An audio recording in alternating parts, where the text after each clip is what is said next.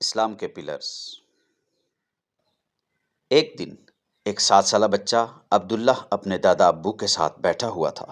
اس نے سوال کیا، دادا ابو اسلام کیا ہے؟ دادا ابو مسکرائے اور کہنے لگے، بیٹا اسلام ایک عمارت کی طرح ہے جس کے 5 پلرز ہوتے ہیں، اور ان پلرز کے بغیر وہ عمارت کھڑی نہیں رہتی۔ عبداللہ حیرت سے بولا، 5 پلرز؟ وہ کون سے ہیں دادا ابو؟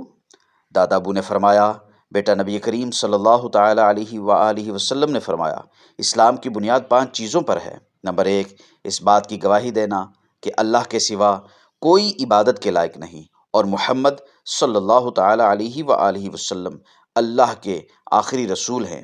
نمبر 2، نماز قائم کرنا۔ نمبر 3، زکوٰۃ دینا۔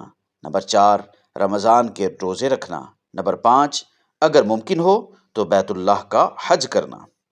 عبداللہ نے غور سے سنا اور خوشی سے بولا، دادا ابو میں بڑا ہو کر ان 5 پلرز پر عمل کروں گا تاکہ میرا اسلام مضبوط ہو جائے جیسے ایک مضبوط عمارت۔